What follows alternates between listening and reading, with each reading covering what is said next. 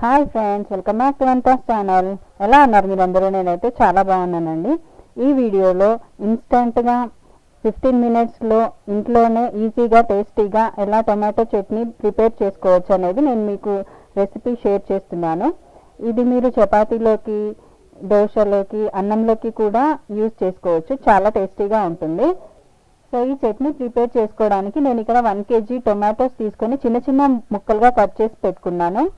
Stove వెలిగించుకొని ఒక గిన్నె పెట్టేసి అందులో ఆయిల్ ఏమీ పోయకుండా ఈ టొమాటో ముక్కల్ని అందులో వేసి ఒక 15 మినిట్స్ వరకు ఉడికించుకోవాలి.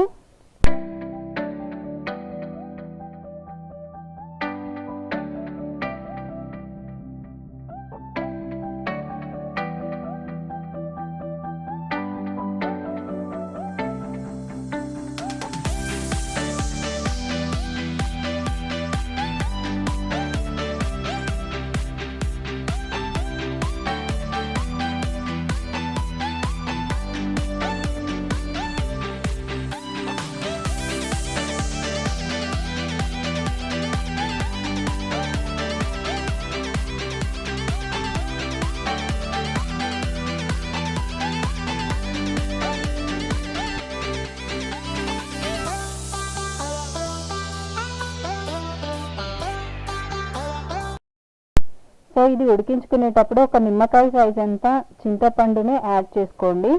అండ్ ఒక స్పూన్ పసుపు, ఒక స్పూన్ ఉప్పుని కూడా యాడ్ చేసుకోండి.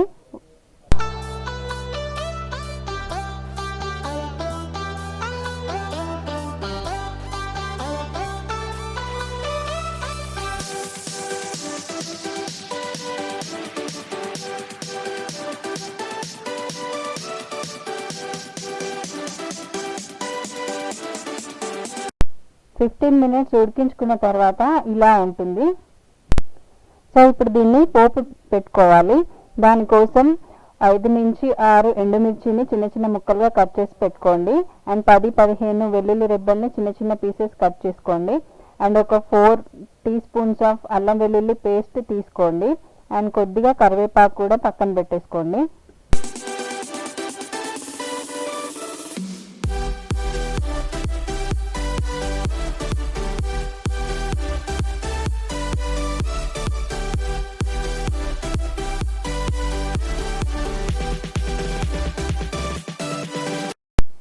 సో ఇప్పుడు ఇది పోపు చేసుకోవడానికి స్టవ్ మీద ఒక గిన్నె పెట్టేసుకొని తగినంత ఆయిల్ని పోసుకోండి.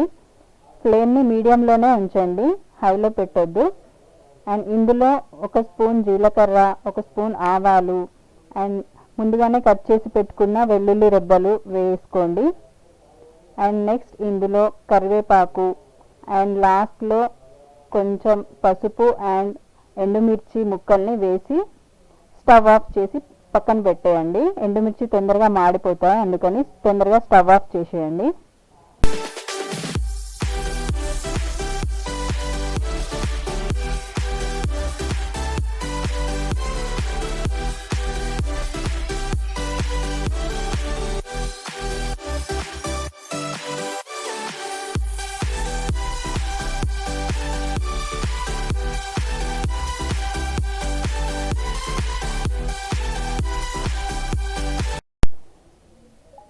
ఇప్పుడు స్టవ్ మీద నుంచి గిన్నె పక్కన పెట్టేసుకొని ఇందులో 3 spoons red chilli powder add చేసుకోండి. అండ్ 3 స్పూన్స్ సాల్ట్ యాడ్ చేయండి.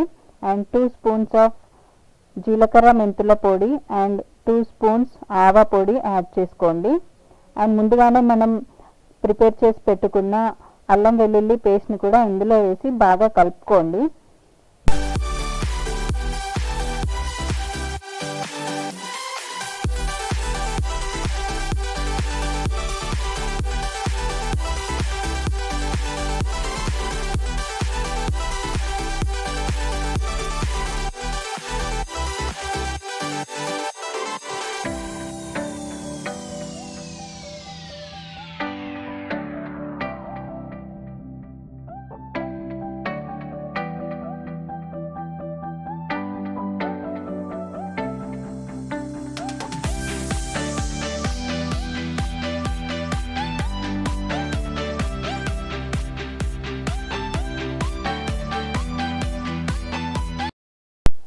అండ్ లాస్ట్లో ముందుగానే మనం ఉడికించి పక్కన పెట్టేసుకున్న టొమాటో ముక్కల పేస్ట్ని ఇందులో యాడ్ చేసుకొని బాగా కలిపేసుకోవాలి.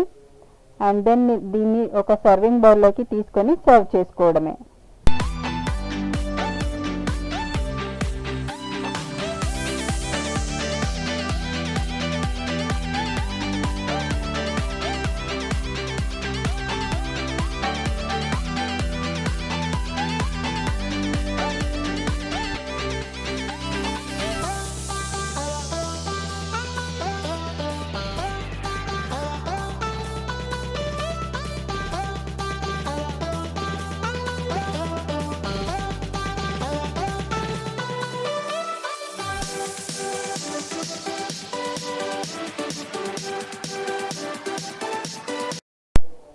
సో ఇదండి ఇవాల్టి రెసిపీ. ఈ రెసిపీ కనుక మీకు నచ్చినట్లయితే మీరు కూడా డెఫినెట్గా ట్రై చేసి ఎలా వచ్చింది అనేది నాతో కామెంట్ సెక్షన్లో డెఫినెట్గా షేర్ చేసుకోండి.